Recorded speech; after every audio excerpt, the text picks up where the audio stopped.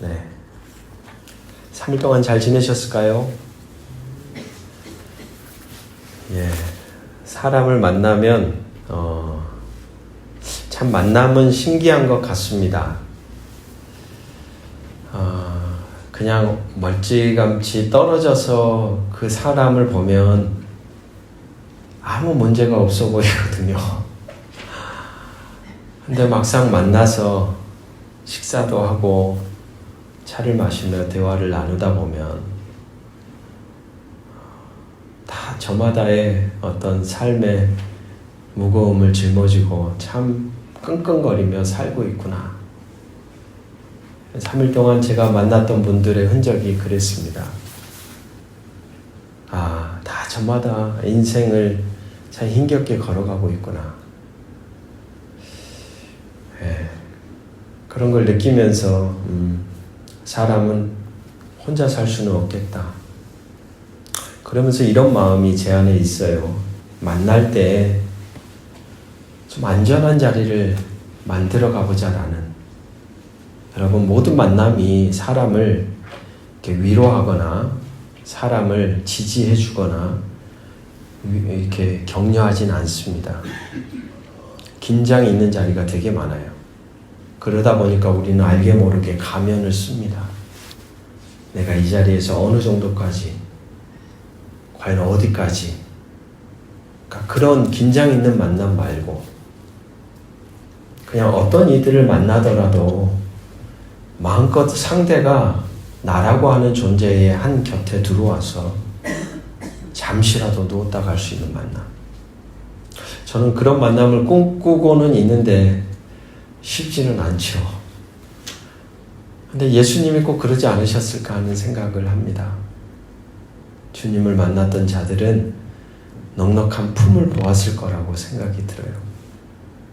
거기가 위로가 됐겠죠. 가장 안전한 자리라고 느꼈겠죠. 그러니까 자기의 치부가 다 드러나도 그 사람들은 괜찮은 거예요. 그 자리가 안전했기 때문에. 오늘 저와 여러분에게도 어쩌면 이 땅에 존재하는 하나님의 백성으로 살아간다는 의미는 그런 의미를 가지지 않을까. 내 곁에 있는 이들에게, 같은 어떤 울타리 안에 살아가는 가족 구성원들에게, 또 일상에서 만나는 이들에게 내가 저들에게 안전한 만남을 주고 있는가 하는 질문을 가져봅니다. 지난 시간까지는 우리는 복음이라는 단어에 대해서 쭉 이야기를 나누었고요. 오늘부터는 하나님 나라라는 단어를 가지고 이야기를 나눠가 보려고 합니다. 몇 주가 될지는 모르겠습니다. 하나님 나라. 우리는 종종 성경이라는 이 책을 믿음의 어떤 영웅담 또는 어떤 윤리 도덕 교과서처럼 대하는 경우들이 있습니다. 하지만 성경은 사실 하나의 거대한 이야기예요. 되게 연도 차이가 엄청나게 많이 나죠. 주전부터 주후까지. 약 1500, 2000년 쓰여졌던 그 상황적인 배경으로 따지자면 3000년, 4000년 되는 이 어마어마한 시간의 흐름 속에서 하나님이 인류의 역사 속에 역사하셨던 흔적이 쭉 이어져 있는 이야기라는 거예요. 그것을 바라보는 관점은 여러 가지가 있습니다, 여러분. 그러니까 성경을 해석해가는 관점은 다양하게 있어요. 근데 저는 그 중에서 이 하나님 나라라고 하는 관점으로 성경을 보는 것이 참 유익하구나라는 생각을 신학을 하고 공부하면서 느끼게 되고 깨닫게 되었습니다. 성경을 어떻게 볼 수 있냐면 하나님의 나라가 어떻게 시작되었는가, 그리고 그 하나님의 나라가 어떻게 잃어버렸는가, 그리고 마침내 그 하나님의 나라는 어떻게 회복되었는가. 이게 창세기부터 계시록까지 이어지는 거대한 하나의 이야기입니다. 이 관점은 되게 중요합니다. 여러분, 저는 안경을 썼는데 안경을 벗으면 저는 아무도 못 알아봐요. 거의 가까이 있는 분 외에는 형태만 보이거든요. 도수에 맞지 않는 안경을 쓰면 흐리흐리하죠. 실체를 제대로 볼 수가 없죠. 그러기에 이 관점이라는 건 너무 중요합니다. 안경을 쓰는 거예요. 성경을 볼 때 내가 어떤 관점으로 보는가. 신천지에서 주장하는 안경을 딱 쓰면 딱 그 틀로만 보이는 거예요. 그 안에서 헤어나올 수가 없어요. 내 눈에 맞는 안경을 쓰는 순간 모든 것이 선명하고 제자리를 찾아갑니다. 그래서 성경을 볼 때에도 그 관점이 너무 중요하다고 말씀드리는 거죠. 많은 이들이 오늘 우리가 읽었던 창세기 1장을 딱 펼치는 순간 이게 창조냐 진화냐라고 논쟁을 벌입니다. 또는 6일 창조가 24시간이냐라는 논쟁을 또 벌이기도 하죠. 하지만 그 안경을 쓰고 보면 성경이 정작 우리에게 말하고자 하는 큰 그림을 보지는 못합니다. 성경은요, 과학교과서가 아니에요. 창세기 1장, 2장을 읽으면서 과학자의 눈으로 보기 시작하는 순간 이건 벌써 어긋난 겁니다. 만약 창세기가 여러분, 현대 과학의 언어로 쓰여졌더라면 여러분 중에 누가 이 성경을 읽으시겠어요? 온갖 공식들이 들어가 있겠죠. 물질은 뭘로 구성이 됐고 어떻게 빅뱅이 일어나서 어떻게 돼서 얼마나 이 책 한 권으로 과연 그게 다 담겨질 수 있었을까요? 수천 년 전에 광야의 이스라엘 백성들도 이 책을 한 줄도 이해하지 못했을 겁니다. 이렇게 말씀드리면 좋겠습니다. 창세기 1장과 2장은 창조의 과학적 방법을 설명하려는 책이 아닙니다. 이걸 분명하게 정의 내리셔야 합니다. 그걸 설명하려는 책이 아니라 창세기 1장, 2장은 세상이 무엇이고 왜 시작되었는지를 선포하는 하나님 나라의 청사진입니다. 청사진. 그것을 분명하게 우리의 마음 안에 딱 정의를 내리고 창세기 1장부터 우리는 읽어나가야 합니다. 자, 성경이 말하는 하나님 나라가 세워지는 4개의 기둥이 있습니다. 시대마다 이 4개의 기둥이 다 존재합니다. 그러니까 이 4가지 요소는 아주 중요한 거겠죠. 첫 번째, 왕입니다. 왕. 다스리는 주권자가 있다는 거예요. 두 번째, 왕이 있으면 당연히 뭐가 있어요? 백성이 존재합니다. 그 통치 아래에 살아가는 사람들이죠. 그리고 왕이 있고 백성이 있으면 또 하나가 필요하죠. 뭡니까? 국토예요. 국토, 땅. 땅이 존재해야 돼요. 그리고 그 땅이 있으면 마지막 그 땅을 움직일 뭐가 있어야 돼요? 법이 있어야 됩니다. 그러니까 하나님의 나라가 세워지기 위해서는 이 4가지의 핵심적인 요소가 반드시 필요해요. 다시 한번 생각해 볼까요? 첫 번째, 왕. 두 번째, 백성. 세 번째, 땅. 네 번째, 법이 필요하다는 거예요. 놀랍게도 창세기 1장, 2장은 우리가 읽은 이 1장, 2장의 말씀을 가만히 살펴보면 이 4가지 요소가 완벽하게 갖추어져서 출발하고 있다는 것을 발견할 수 있습니다. 아, 하나님의 나라가 이렇게 지금 출발하는 거구나. 첫째, 그 나라의 왕은 누구십니까? 태초에 하나님이 천지를 창조하셨다. 하나님이라는 존재예요. 성경의 첫 문장이자 가장 위대한 선포입니다. 이 세상은 우연의 산물이 아니라는 거예요. 절대 주권자이신 왕이신 하나님께서 친히 같이 한번 따라해 봅시다. 그분의 선하신 뜻대로 뭐 하셨어요? 창조하셨다는 거예요. 그러니까 우연히 그냥 아무 의도 없이 생겨나지 않았다는 거예요. 반드시 존재 이유가 있어요. 목적이 있다는 말이에요. 이 나라는 하나님이 왕이신 나라입니다. 이것이 모든 것의 대전제입니다. 하나님이 그 나라의 누구다? 왕이시다. 목적에 있어서 이 세상을 출발시키셨다. 두 번째, 그 나라의 땅은 어디입니까? 오늘 본문 우리가 아는 것처럼 무슨 동산요? 에덴 동산이에요.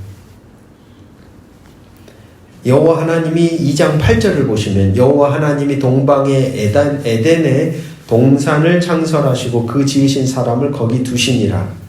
하나님은 온 세상을 창조하셨지만 창세기 1장 2장은 특별히 한 장소를 지목하여 보여주고 있죠. 에덴이라는 동산을 그 나라의 수도 내지는 왕이 거하는 궁전으로 삼으셨다는 것을 보여줍니다. 여기는 단순한 공원이 아닙니다. 이곳은 바로 어쩌면 첫 번째 성전과 같습니다. 왜냐하면 그곳에서 하나님이 그분의 백성과 만나 거하시며 교제를 나누거든요. 하나님의 하늘의 통치와 땅이 만나는 거룩한 영역이 바로 에덴이었습니다. 그러니까 에덴이라는 장소에서 첫사람 아담 하와는 하나님을 마음껏 만나고 바라보고 부르고 그 안에 교제를 나누는 그 상태였어요. 그러니까 그곳이 곧 하나님의 첫 번째 성전이라고 생각해 볼 수 있다는 것이죠. 훗날 이스라엘 백성이 만들 성막과 성전의 원형이 곧 에덴 동산입니다. 에덴 동산. 세 번째, 그 나라의 백성은 그러면 누구입니까? 아담과 하와입니다.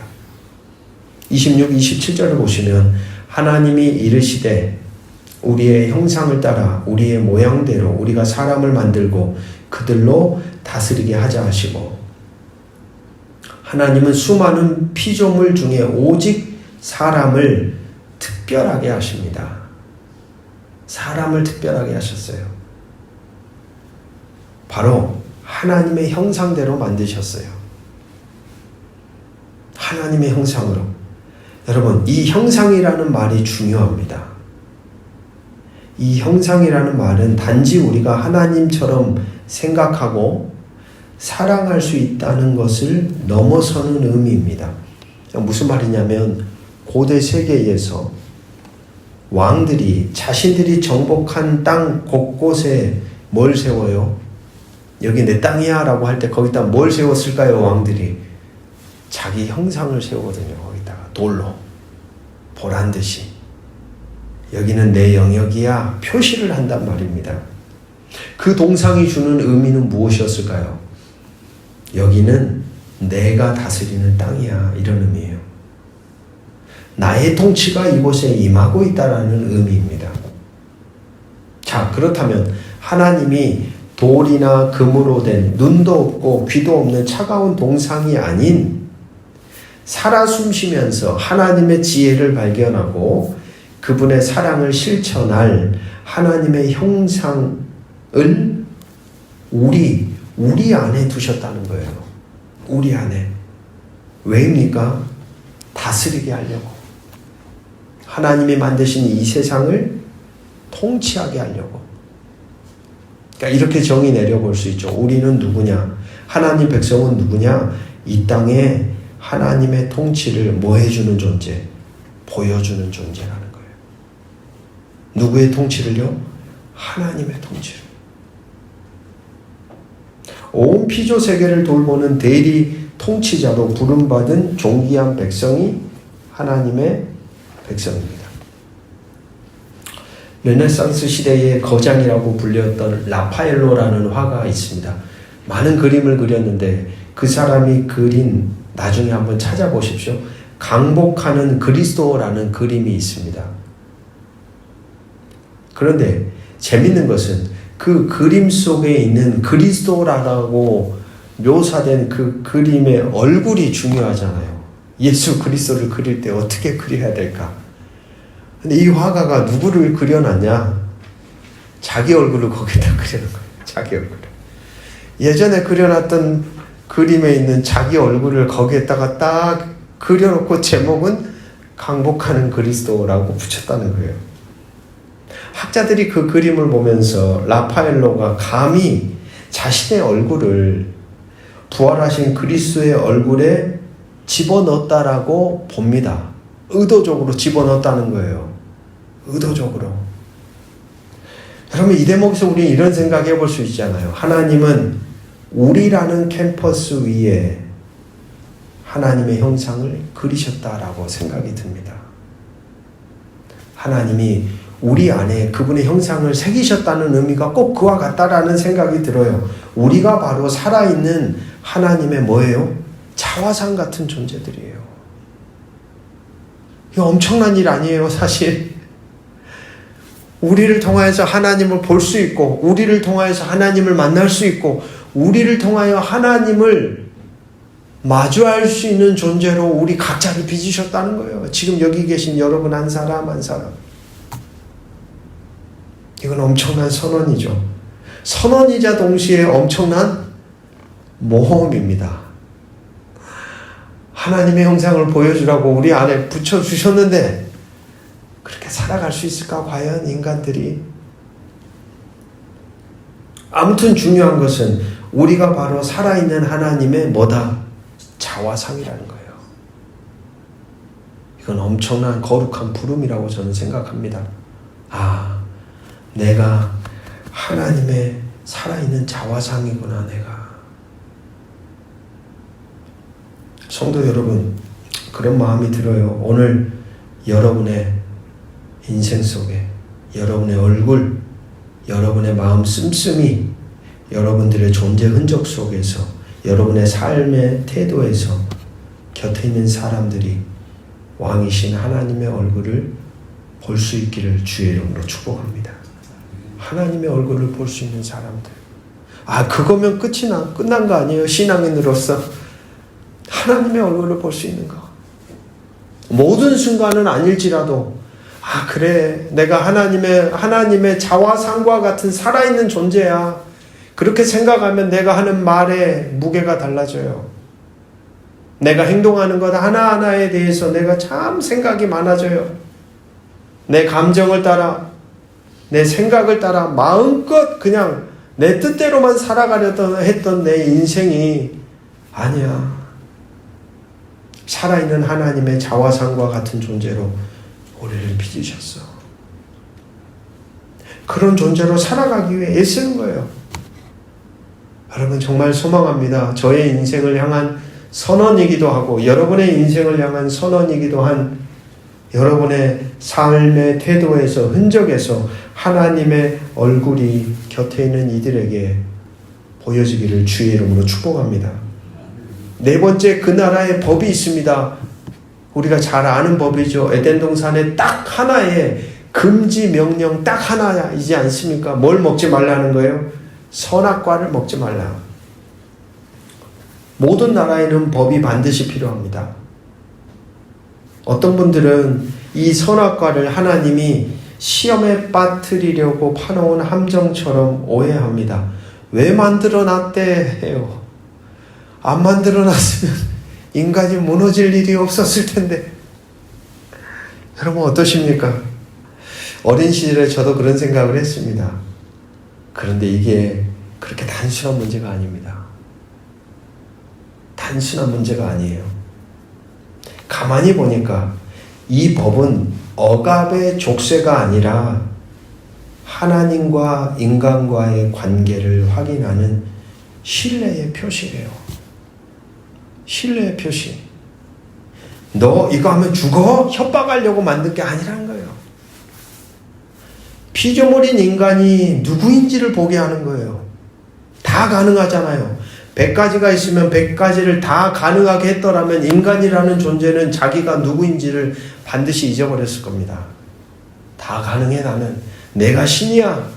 여러분 오늘 이 시대에도 수많은 이들이 사람임에도 불구하고 마치 자기가 신처럼 살아가는 이들이 있어요. 때로는 교만하게, 거만하게 사람들을 위해 군림하면서 힘을 가졌다고, 권력을 쥐었다고, 재산이 많다고 그래봐야 사람은 피조물이에요. 신이 될 수가 없어요. 근데 자꾸 그걸 잊어버려요. 그런데 창세기 1장 2장으로 들어가서 이 본문 앞에 딱 설 때에 성경은 첫 단추로 분명하게 말해주는 것 같아요. 너 인간이 누구인지를 아느냐? 100개가 있다면 100개를 다 마음대로 할 수 있는 게 아니라 할 수 없는 존재. 그래, 너는 연약한 존재야. 부서지기 쉬운 존재야. 너는 완벽할 수 없는 존재야. 그걸 알게 해주는 딱 하나의 법이 있는데 그게 뭐냐면 선악과였어요. 선악과.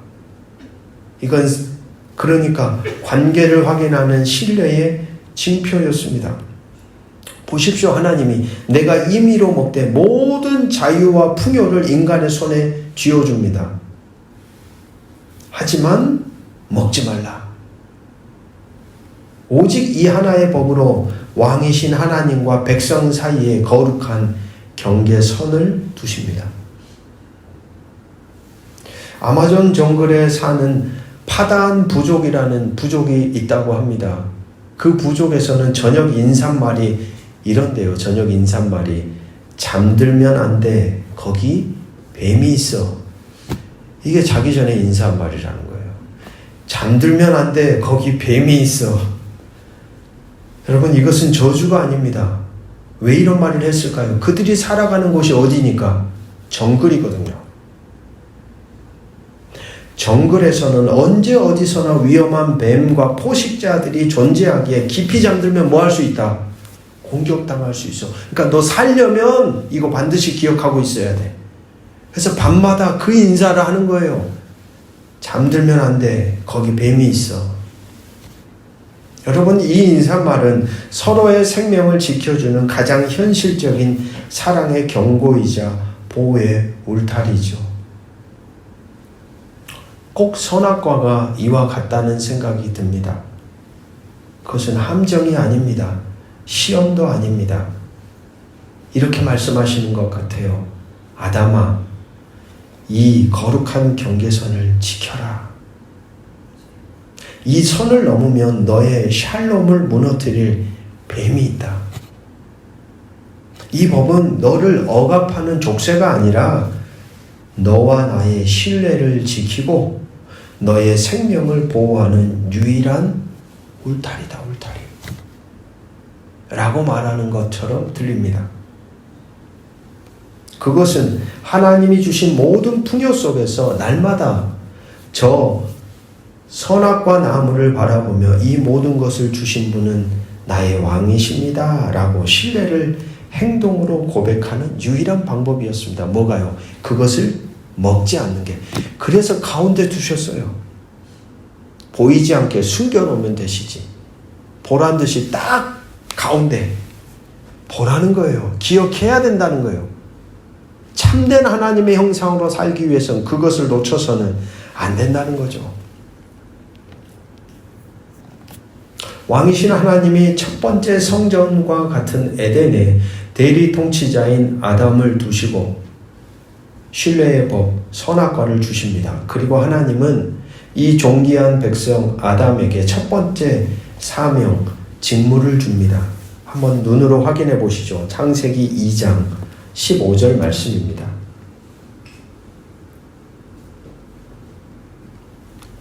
창세기 2장 15절 말씀 같이 한번 읽어보겠습니다. 시작. 여호와 하나님이 그 사람을 이끌어 에덴 동산에 두어 그것을 경작하며 지키게 하시고.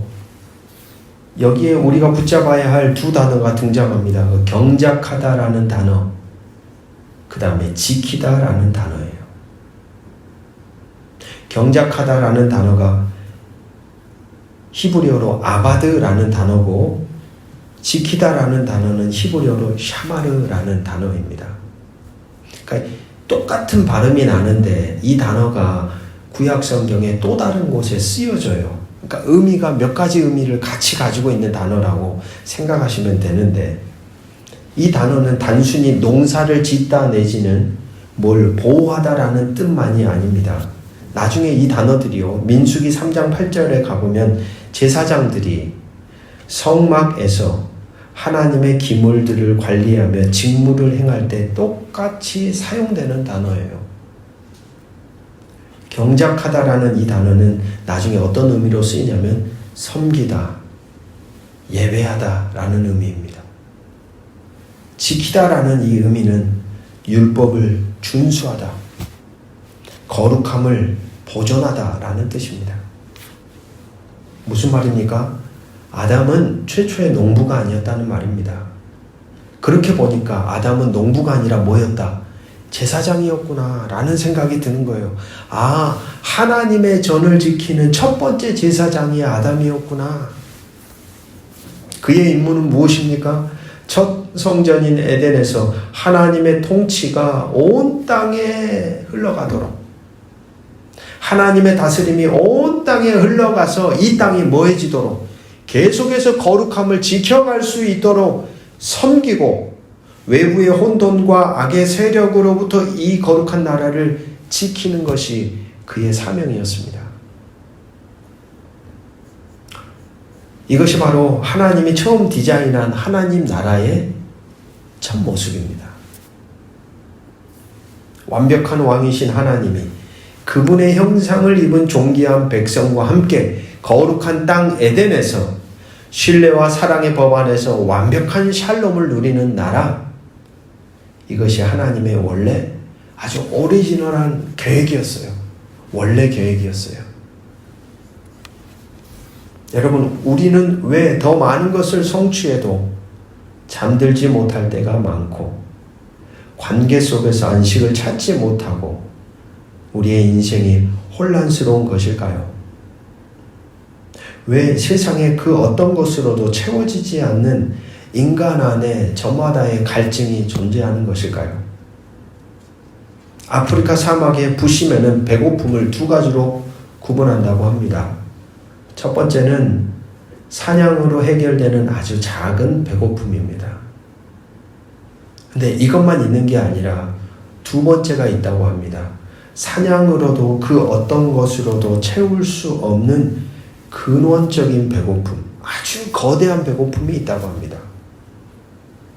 여러분, 우리가 느끼는 공허함은, 우리가 느끼는 불안함은, 우리가 느끼는 두려움은, 우리가 뭔가 채워도 채워지지 않은 이 갈증은 그냥 어떤 돈, 명예, 성공으로 해결될 작은 배고픔이 아닙니다. 그걸로 채워지지 않는 우리 안에 영역이 있어요. 그건 거대한 배고픔이에요. 우리의 가장 깊은 영혼 깊은 곳에서 이 잃어버린 나라, 하나님의 완벽한 통치 안에서 누렸던 그 첫 기억, 이 원형이 각각의 인간 안에 새겨져 있기 때문입니다. 거기서는 어땠는데요? 아담과 하와처럼 하나님과 마주보고 하나님을 부르고 하나님 안에 거하고 그분과 함께 더불어 살아갔던 그 인간의 원형의 자리가 있다 이 말이에요. 모든 인간들이. 왜요? 하나님이 지으셨고 하나님으로부터 온 존재 안에는 그 원형이 다 새겨져 있다는 거예요. 근데 이 원형이 메꿔지지 않는 한 그 어떤 것으로도 우리 안에 일어나는 갈증에 대해서 메꿀 길이 없다는 거예요. 파스칼이 말했습니다. 우리 안에는 하나님만이 채울 수 있는 빈 자리가 있습니다. 하나님만이 채울 수 있는 빈 자리가 있어요. 다른 것으로 그것을 아무리 채우려고 해도 채워지지 않는 자리가 있어요. 그걸 안다는 것은 복이겠죠. 아, 하나님으로 내 영혼을 채워야지. 그걸 아는 인생은 복이겠죠. 어쩌면 우리 안에 있는 이 거대한 배고픔, 갈증이야말로 우리가 왕이신 하나님께 돌아가야 할 백성임을 증명하는 가장 강력한 증거입니다. 다음 시간에 계속 보겠지만 우리는 보게 됩니다. 이 완벽했던 나라의 청사진은 찢어지고 맙니다. 백성은 왕의 법을 어기고 스스로 왕이 되려 합니다. 제사장은 성전을 지키지 못하고 뱀의 유혹에 속절없이 무너집니다. 다음 시간에 우리는 이 하나님의 나라의 파괴, 비극적인 사건을 볼 겁니다. 그리고 왜 우리가 이토록 고통 속에 신음하고 있는지 그 원인에 대해서 말씀을 통해 계속 걸어가 보겠습니다. 사랑하는 성도 여러분, 오늘 우리는 하나님 나라 백성이며 왕 같은 제사장들입니다. 모두가 다요. 목회자뿐만이 아니라 여러분 각자 한 사람 한 사람을 하나님은 하나님 나라의 백성이요 왕 같은 제사장이라고 부르고 계십니다. 하나님은 오늘 우리의 가정이, 우리의 직장이, 우리의 교회가 이 에덴의 모습을 회복하길 원하십니다. 그곳에서 하나님의 통치를 섬기고 거룩함을 지켜내는 첫 번째 제사장으로 살아가는 저와 여러분의 남은 한 주간의 여정이 되시기를 주의 이름으로 축복합니다. 오늘도 우리를 긍휼히 여기시는 아버지 하나님, 태초에 세우신 하나님의 나라에 대해 우리는 말씀을 통하여 배웁니다. 하나님이 우리의 왕이 되십니다. 하나님이 당신의 형상으로 우리를 빚었습니다. 당신의 형상으로 빚어진 존재였는데 당신의 형상으로 살지 못했습니다. 우리가 발딛고 살아가는 삶의 자리를 향하여 우리는 불평하고 불만하고 그 자리를 첫 에덴처럼 하나님이 거하시는 거룩한 전이 되어지도록 세워가야 했었는데 원망 불평으로 우리는 그 모든 것을 다 놓쳐버렸습니다. 그러나 오늘 말씀을 통해 다시금 깨닫습니다.